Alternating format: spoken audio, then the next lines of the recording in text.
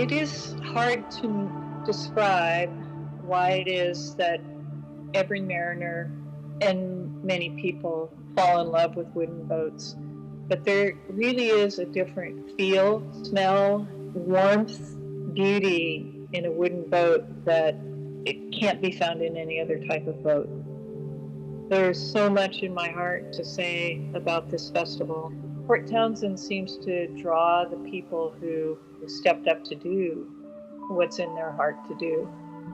And I think it's so beautifully reflected in the festival. It's just remarkable that we can have what's turned into a 4-day festival that looks a little bit like Woodstock, where there's as many as 10,000 people who share the love of these wooden boats. It's just a joyful, safe, and beautiful, educational, and, for lack of better words, spiritual experience. We're here to have a life that is meaningful and hopefully contributing to the greater good. The old wooden hippies kind of, washed ashore in Port Townsend. We're all mad. In the boating world, a famous British writer said it's the largest gathering of crazy romantics in the world. What is fascinating about the festival, Port Townsend sort of opens its doors, and hundreds of people that live here volunteer for the festival every year. This is us sort of opening our doors and inviting a bunch of friends over, thousands of friends, for a weekend to share one area of fascination that we've carried forward for all this time. Really, when it comes down to it, the last place I want to be is with a crowd of people.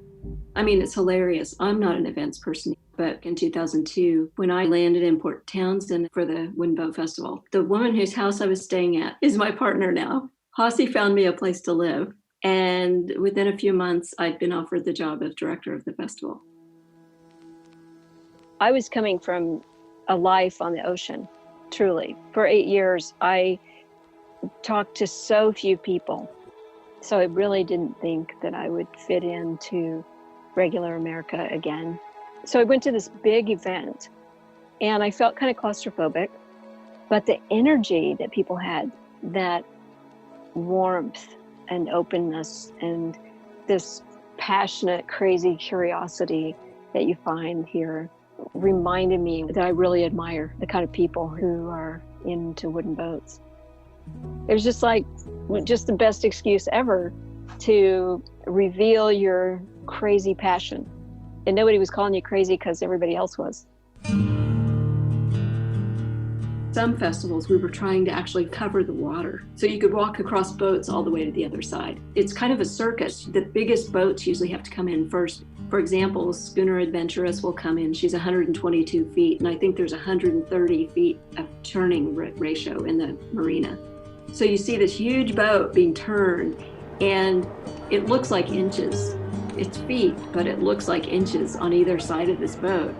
So there's this like, wow, it doesn't matter how experienced you are or inexperienced, you can see that's a marvel. Hey, welcome back to the festival. How you doing? How far are you all out? Ripple, Festival Harbor Master. Do you copy? I am right off the entrance. You got your spot right here? Always nice to have a little push boat, huh? Hello, I'm Carol Hossie. I'm a sailmaker from Port Townsend, Washington, and one of the founders of our very first Wooden Boat Festival and Wooden Boat Foundation that carried the festival forward all these many decades. In my idealistic youth, I did a bit of hitchhiking about the globe on boats because I learned celestial navigation. And I was in the middle of the ocean between the Galapagos Islands and the Marquesas. And I realized, oh, this is about when I was supposed to graduate from college. and I guess I need to figure out what I'm going to do with my life. I was on a mission to find the country I wanted to live in and the work I was meant to do, the contribution I was born to make. You know, our generation, disillusioned hippies from the late 60s and early 70s who had tired of the Vietnam War. A lot of us, we watch the world around us fall apart and go, okay, this thing that we were shown to do and told to do obviously is not working. And so we wanted to enjoy life now. I was very blessed to arrive in Port Townsend in 1975 aboard a 47-foot ketch because there was work to be had in that community. There were a handful of people in Port Townsend building wooden boats at the time. The people drawn to that community shared that value of what we gained from seafaring, the realization that we need each other to keep it all going. There was a guy named Tim Snyder who had worked for Wooden Boat magazine and was looking for a place on this coast to have a wooden boat festival. And he decided, well, this is the spot. And I became the secretary of the board of our new fledgling Wooden Boat Foundation. And our vision was to have a festival and invite everybody we knew in the Northwest and beyond to come and celebrate the beauty of wooden boats, their stories, but also to celebrate the importance of maintaining the skills to keep these classic vessels, historic vessels alive. They thought a couple hundred people would come and a couple thousand came. My name is David King. I have lived in Port Townsend since 1978. My now wife and I showed up for the second Wooden Boat Festival and pretty much have been here ever since. I've been on the board of the Northwest Maritime Center, except for a 2-year hiatus while I was mayor. I went to Harvard. I graduated in 1971. What got me into marine trades in the first place was the whole fantasy of build a boat and sail away. I really did not intend to become a professional in the process. A couple of things happened. One is I found out I get seasick really easily. And so the whole sail away part of the build a boat and sail away didn't happen. But I found I had a talent in the actual physical work of building boats. So I stayed with that. The accessibility of satisfaction through working with my hands was, to me, a revelation. When we first came to town, the Port Townsend was busy kind of turning its back to the water.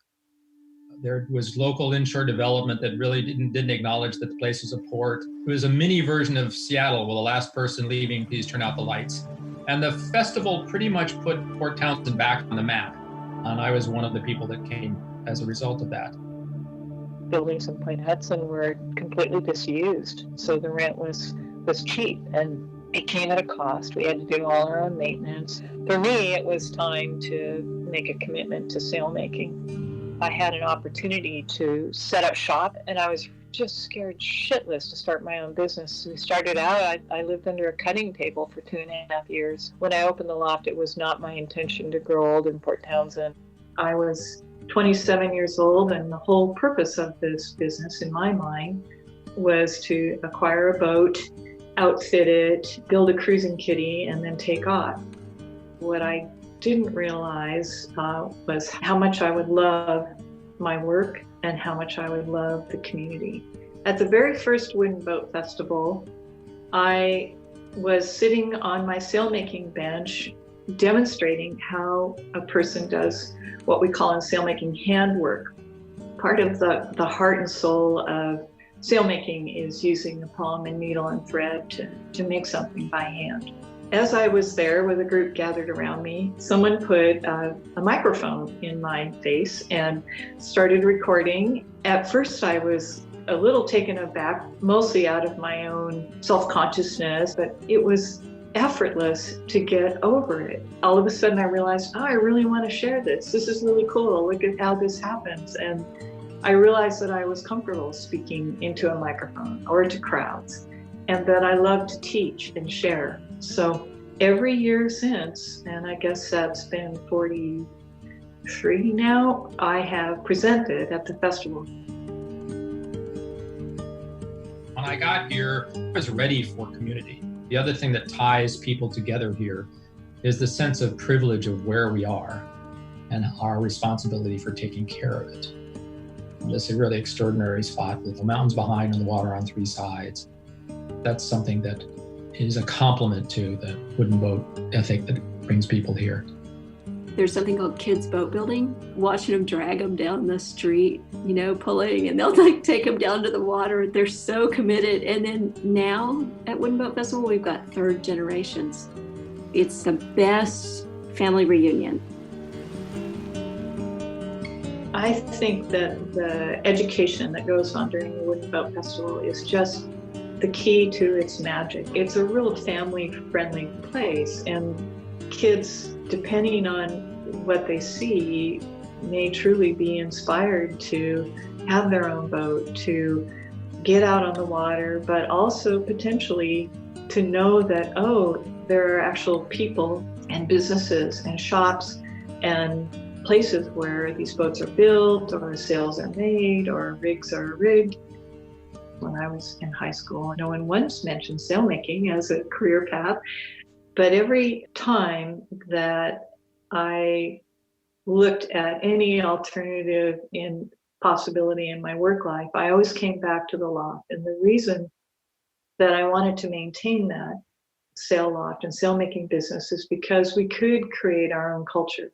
People needed to have a life outside of work, whether it was going out sailing, tending to their own passions, that needed to be a piece of it. And when 500 people tour the loft during the Wooden Boat Festival, they inspire us with their enthusiasm, their acknowledgement, and their appreciation of what we do brings us such strength, really, to carry on.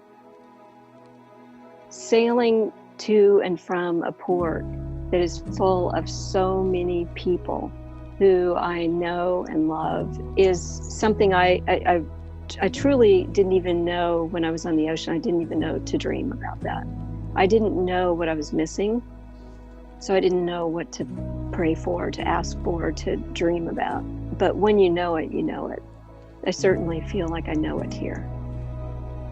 Being able to recognize within yourself, to slow down enough and to hear that still small voice, to recognize what's within you that you want to do, and then to find other people that you can do that with.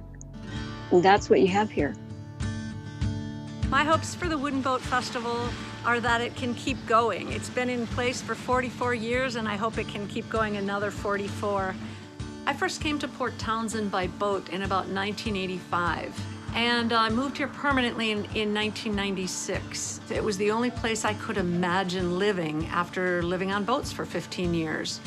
Port Townsend wasn't quite conformist to me. It was still a little bit on the outskirts of reality, or the outskirts of the edge, and I liked that. Wooden Boat Festival is everything good. It's crazy, it's hectic, it's beautiful. Sometimes it feels impossible, and when it all comes together, it's absolutely magical. It's such a labor of love. People come out of the woodwork to actually participate. When the high school kids are home, they're the ones in the dance tents, rocking all night long until the bands close down. That's part of their culture now.